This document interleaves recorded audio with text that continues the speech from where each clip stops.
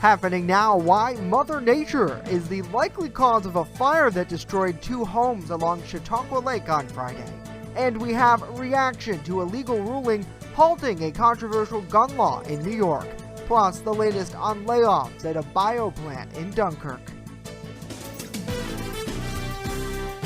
Live and on demand, this is WNY News Now.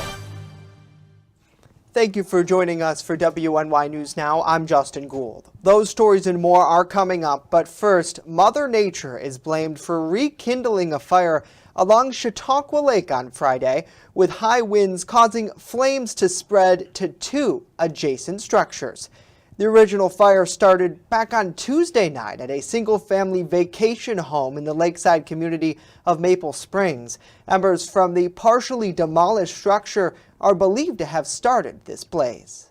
When we checked that site last evening, there were no smoldering, no smoke, no evidence of any fire. There must have been some heat embedded underneath, which the wind off of the lake that came in, that was the cold front that's coming in, we surmise has caused it to flame up and affect the house next door that we're working on today. Around 6 a.m., neighbor James Wilco and his wife woke up to seeing extensive flames. I was sound asleep, let me tell you.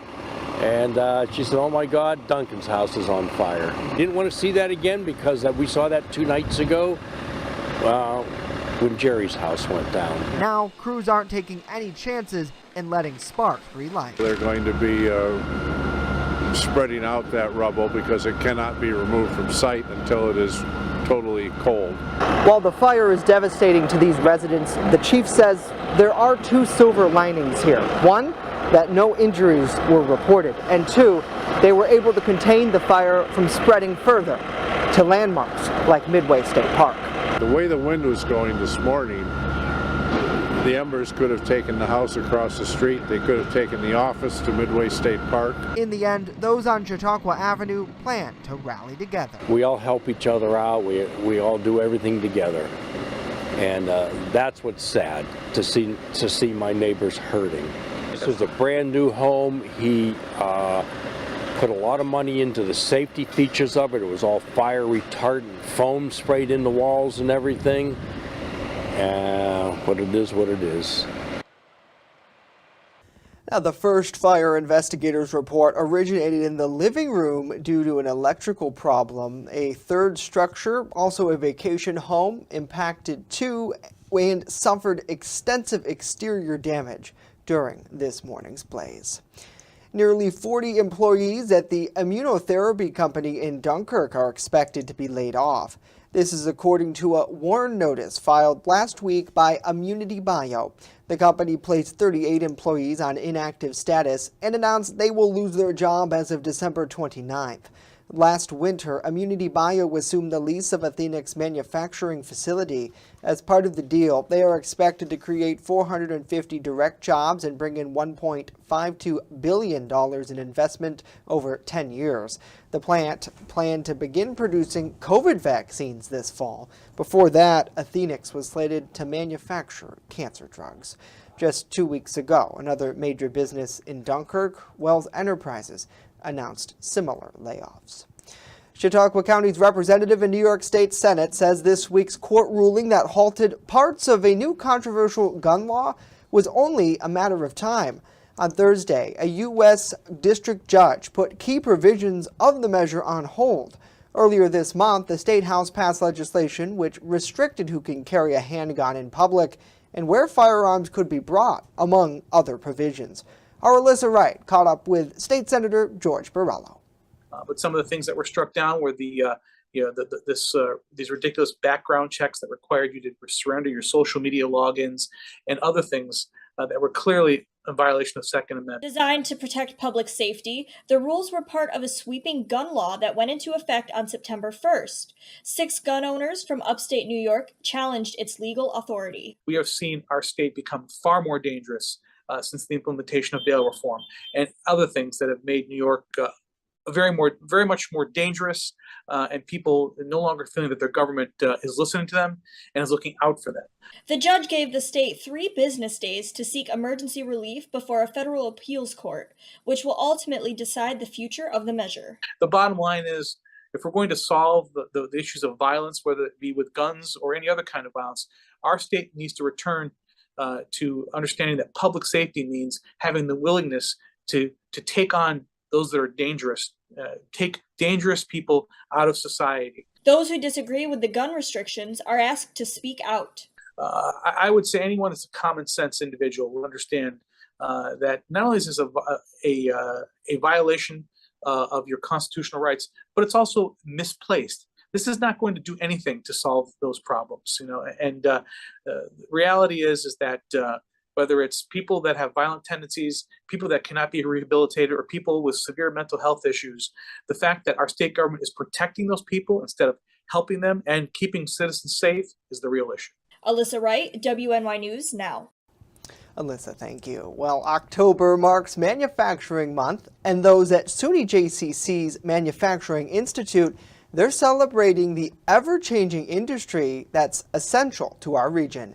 Students, faculty, manufacturing reps, elected officials, and others associated with the industry gathered at the Manufacturing Technology Institute to celebrate the importance of manufacturing regionally today. Described as a creative process of coming up with ideas, products, and solutions, ultimately creating and testing them, Manufacturing Month focuses on this industry as a whole, its core, roots, rich history, and strong future.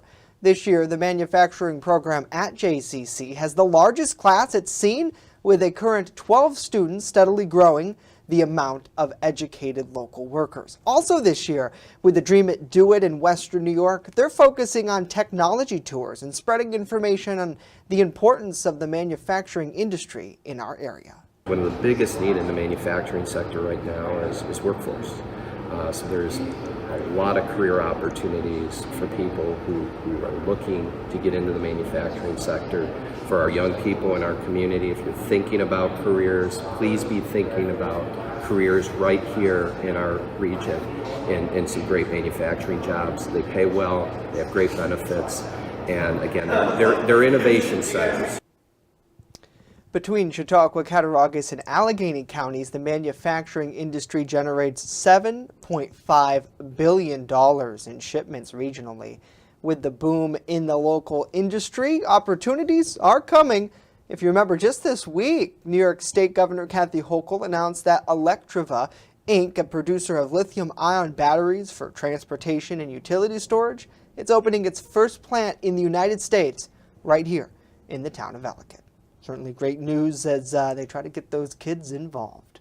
Well, now let's switch gears and get a first check of our weather forecast. Chief Forecaster Dakota Hunter standing by with that today. And Dakota, a couple people dodging some rain showers depending on where you are, but I hear it's not a total washout out there. Yeah, today's not going to be one of those days where it's going to be raining all day and it's going to be raining everywhere, but you are going to see some raindrops at times. But the Warren Citibank Skycam showing you some of that fall foliage that's peeking across the area. Have you seen some of it already? Because we're starting to get into almost near peak as we're almost at on the fall foliage map. So the satellite and radar, we've had a few quick hitting showers come through this morning. Again, no lightning detected within this, so it was mainly just rain showers, but we still have a north to northwest wind, and that is really keeping our temperatures down for today. So you can see the rain chances for today. The better chance for, I think, showers will be inland away from the Lake Erie shoreline today. So right about there, you could see about a 50 to 60% chance in area of at least a shower. So 66 was the high yesterday. We started the day at 47, 85, and 24 are the records. So through the afternoon, clouds hang around, scattered showers, and turns much cooler.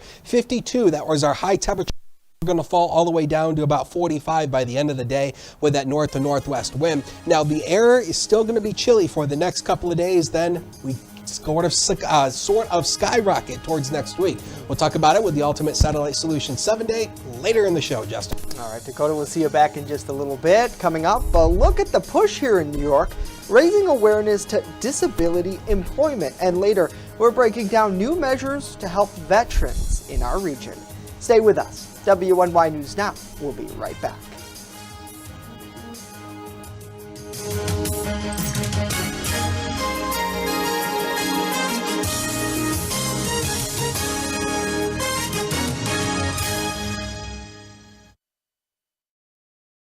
Coverage that matters. This is WNY News Now. EagleZip.com is your local one-stop shop for all of your home and business computer needs. Located on Fluvanna Avenue Extension, just outside of Jamestown, EagleZip.com sells and services all brands of desktops and laptops, as well as servers and network equipment for your business. All new computer sales include transferring your data from your old computer, plus a 2-year warranty. Call EagleZip.com today. Stop by EagleZip.com today. It's easy for you. Looking for a fair and honest auto mechanic? Look no further than DeWias Auto Service. Located at 140 Main Street in Randolph, our family-owned business is ready for all of your automotive needs. From general service to more complex repairs, count on DeWias Auto to keep you on the road. We not only keep your cars running smoothly, but also looking great with our expert detailing crew. Send us a message on Facebook or call us today at 716-358-2292 to set up an appointment. DeWias Auto Service. Fair, honest, and the best prices guaranteed. I'm a survivor. I'm a survivor. I'm a survivor. Testicular cancer is the leading form of cancer in men aged 15 to 35. 1 in 250 men will be diagnosed with testicular cancer. But 98% will survive if detected early. As a survivor, I believe early detection is the key. Learn how to do a testicular self-exam and other important facts about testicular cancer at oneball4tc.com. You're watching WNY News Now, where coverage comes first. This week, Governor Kathy Hochul declared October Disability Employment Awareness Month. Our state capitol correspondent spoke to nonprofit advocates about the biggest challenges facing disability employment right now and how important awareness is for them. As Disability Employment Awareness Month commences, advocates like ARC Shemung Schuyler are emphasizing how important it is to break down the stigma against people with varying abilities. There are judgments made before knowing what a person might be capable of, which isn't necessarily a fair assessment. Brown added that awareness is also important to make employers more knowledgeable and open-minded to having a diverse workforce that includes people with disabilities. ARC of Shemung Schuyler currently supports 150 individuals with varying abilities who are in multiple programs ranging from paid internships, jobs, and post-secondary education transitions. Brown said their services range from helping people apply and interview for positions to self-advocacy, how to read a paycheck, and selecting benefits. ARC of Shemung Schuyler works with individuals who find employment in all types of industries, including genetic science, retail, customer service, animal support, and so on. Brown said they also provide education training support. Because they want to work, they want to be there, they want to learn, they want that sense of inclusion in the community. Brown highlighted that disability employment awareness will bring a bigger impact for the community by providing inclusion and a sense of belonging. She said it also gives people pride in their work and confidence. In Albany, Elise Klein, WNY News Now. The New York State DMV is reminding New Yorkers that the deadline to register to vote in this November's election is October 14th. New Yorkers can apply in person at the DMV when they complete a driver's license, learner permit, or non-driver ID application. The agency says that those who already have a voting registration can visit the DMV's website to register or to update their info on file with their local BOE. New Yorkers can also register in person at their local Board of Elections office. Well, the Wolf administration in PA announced the availability of $800,000 in grants to help support veteran employment. The Veteran Employment Program, also known as the VEP, provides grants to eliminate barriers for Pennsylvanians, roughly 800,000 veterans, when searching for job opportunities. According to the Department of Labor and Industry, successful applicants should identify a problem and/or opportunity, and they must be capable of bringing together businesses, education, workforce, and community partners to achieve employment support for vets. Eligible organizations can receive up to $200,000 for innovative projects and explore veteran employment opportunities as well. I'm a product of our own system. When I came out of the military, I used my veteran representative at the PA CareerLink, and he helped me get summer employment while I went to school at Penn State. And giving a veteran an opportunity to succeed in a program like this, it's just amazing.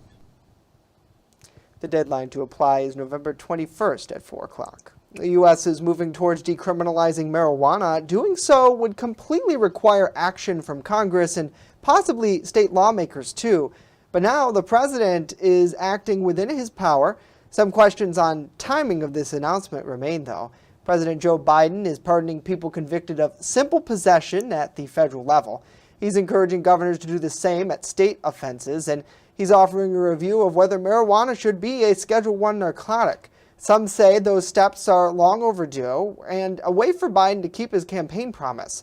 Others point out the announcement comes about a month before the midterms and right after the OPEC Plus announcement that oil production will be cut in November. Already 19 states, including here in New York, allow recreational use of marijuana for those 21 and up. Most states permit it for health reasons. Well, speaking of that announcement, leaders of OPEC Plus, they announced a big cut to their largest production of oil since the pandemic started. The move not only began as a politically motivated here, but some feel that the pain at the pump is only going to make this all worse. Our Washington, D.C. correspondent Rachel Knapp has more. After dealing with high gas prices for months and in some places reaching record highs, data shows gas prices dropped slowly, but then slowly picked back up again. Looking at AAA's gas price map, states like Michigan and Pennsylvania are averaging higher than the national average. And taking a closer look at some counties, consumers in Marquette County are paying 50 cents more than the national average. In Erie County, about 10 cents more. And over in New York, their overall average is below the national. However, Western New York is paying about 20 to 30 cents more than the state average. But the influential crude oil group, known as OPEC Plus, announced they will cut about 2 million barrels per day to prop up prices per barrel. We are providing security, stability to the energy markets. Petroleum experts believe OPEC's move can now boost U.S. gas prices by about 15 to 30 cents more per gallon. President Biden, who earlier this year encouraged OPEC members to keep oil flowing, is criticizing the energy group's decision. The White House believes part of OPEC's decision is for political reasons, saying OPEC Plus is aligning with Russia, countering efforts by the U.S. and Europe who have tried to cut off revenue to Russia for their oil export sales. The Wall Street Journal reports the U.S. could turn to places like Venezuela for oil, but experts say that has its own political and moral implications. Congressional Republicans are calling on Biden to instead boost U.S. domestic production. But in the short term, the White House says they're encouraging domestic energy companies to not price gouge. What they did yesterday was a huge mistake and unwarranted. Prices are, frankly, when they say that there's energy security as a price, that is true, but not this price. In Washington, D.C., Rachel Knapp reporting. Rachel, thank you. When we return, we have a full look at our weather forecast. Stay right there. Dakota with details you need to know about the weekend next.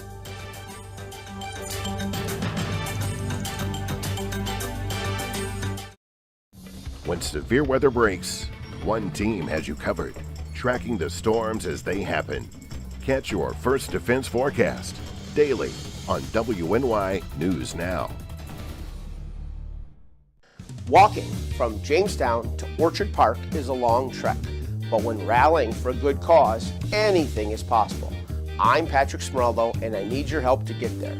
Starting on November 11th, I'm walking over 60 miles to the Buffalo Bills Stadium, raising money for two great causes: Harrison's Playmakers and foster care in Chautauqua County. Harrison's Playmakers is a non-profit launched by former Buffalo Bills defensive tackle Harrison Phillips to connect kids with disabilities in sports. Furthermore, donations for this 3-day hike will also benefit CASA of Chautauqua County and the Stone family, who are assisting local foster care children during National Adoption Month.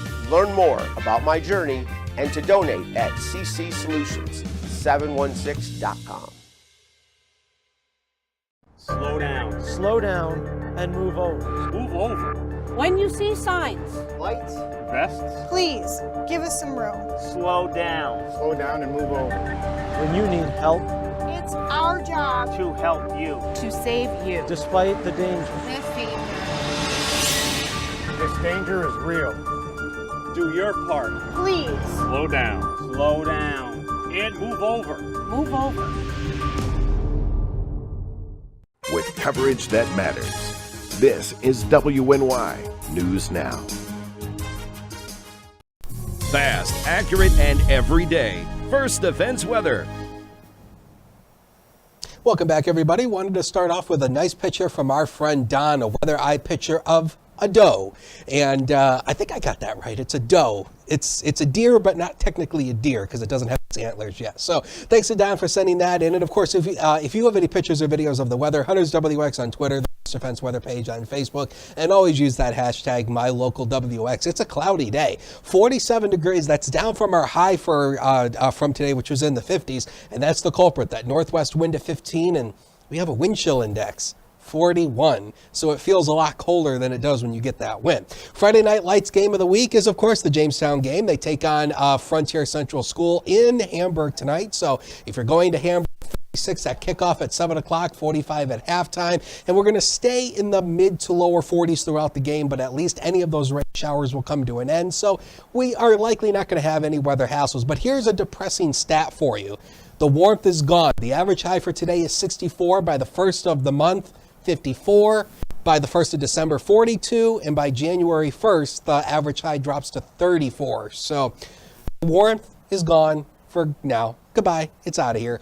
So speaking of the temperatures here, this is over the next 5 days. We're going to be living below average today, tomorrow, Sunday. And then by the time we head into early next week, we're going to see a change occurring with a more southerly wind flow. First Defense Doppler radar, nice and dry right now. This is the cold front that moved on through, which dropped our temperatures through the day today, and you can see that northwest wind. So here's the newest run of Future Scan. Paints the idea of a couple little isolated showers through the afternoon hours. Not out of the question we could see a few more redeveloping again through the afternoon hours today than as we get to tonight. Pardon me.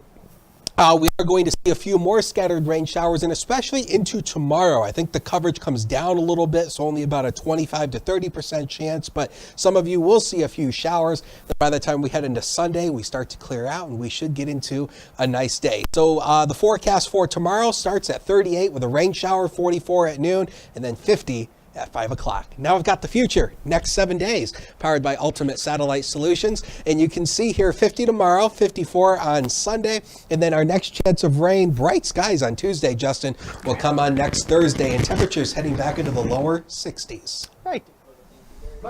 I bet you never petted a dog while coming off of the weather wall before. I have not. That's a first.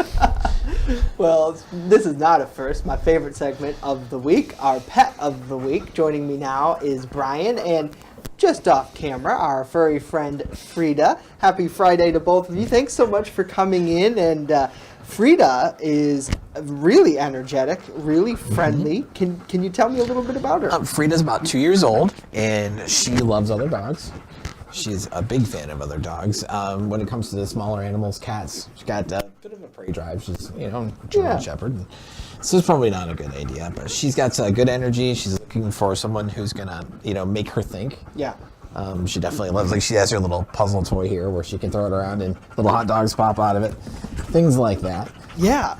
And that's the thing. We talk about this all the time. When you're looking to adopt a dog, there's all sorts of different types that you have at the shelter for all sorts of different types of families. So it seems like you'd want somebody who's probably pretty active and they can spend the time with Frida to really... Yeah, somebody's really going to challenge her, not just physically with the exercise, but mentally, keeping her mind stimulated. Absolutely. So you mentioned no cats, which, typical cat-dog relationship here, but other dogs. And in that case, sometimes it depends on what your dog is already feeling. When we do the adoption process, obviously the first part of the meet would be the family or the people, the adopters meeting the dog, but the second time will be the dog's meeting. Yeah. Because, you don't know. It's like people. You can throw two people into a room, you have no idea what's going to happen. Yeah.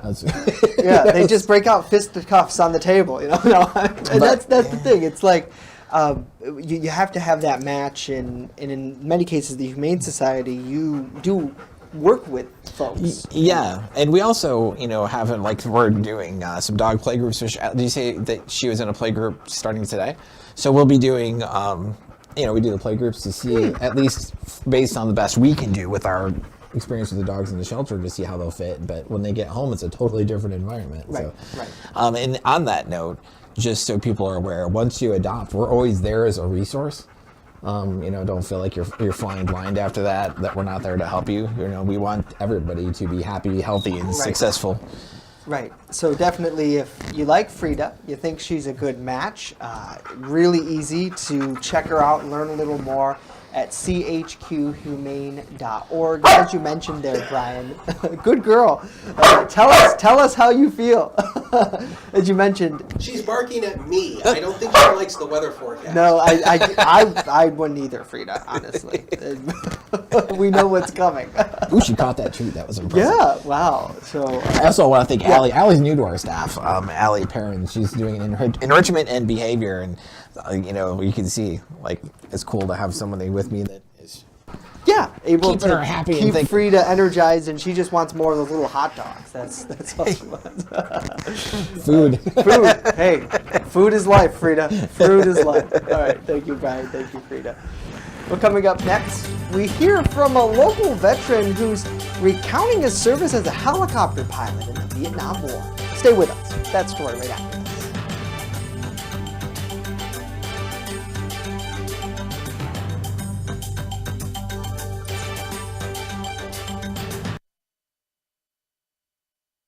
You're watching WNY News Now, where coverage comes first.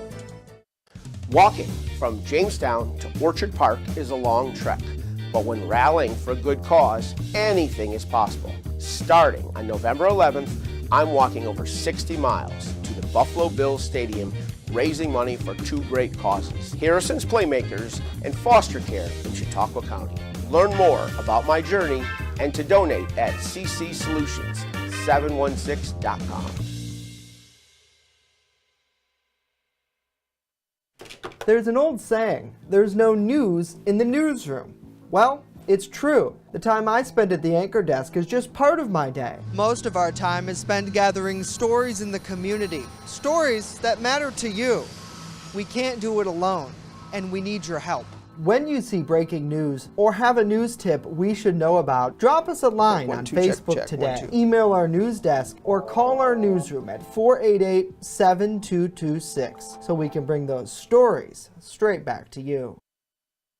Catch your First Defense forecast daily on WNY News Now. A Mayville veteran is reflecting on his service. Grant Purcell spent nearly 40 years in the military, serving as a helicopter pilot. Erie's News Now, Mike Ruzzi is sharing his passion for flying and his time overseas. But I love the Army, and I'd do it again. There is no denying Grant Pearsall's devotion to his country, and when we chatted with him at his home in Sherman, New York, his passion for being in the helicopter seat was on display. In the middle of the night, whipping across the desert at 100 feet and 150 miles an hour in a Black Hawk, just incredibly interesting stuff. The graduate of Mayville High School was 19 years old when he landed in Vietnam. I did a lot of growing up in Vietnam, had a few close calls. What was the toughest thing you saw in Vietnam? Bodies in the wire out at fire bases and stuff.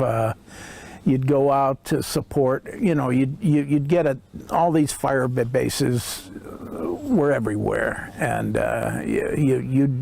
you'd take them their beans and their bullets, and you'd come out with guys going on R&R and bring guys back from R&R. But he did go and saw the unexpected with a fellow pilot who did multiple tours in Vietnam. He was on short final back to the base to get rid of the ones he had still on board. Somehow they lit off, and he was on short final, and no one got out of that thing. It landed, it didn't crash, it landed, and everyone burned alive in it. Mike Ruzzi, Erie News Now. Mike, thank you so much for sharing what an incredible story of service. If you want to hear more of his Vietnam reflections, check it out on erienewsnow.com. That is it for us today. We'll leave you with this live look over Chautauqua Lake. Have a wonderful weekend.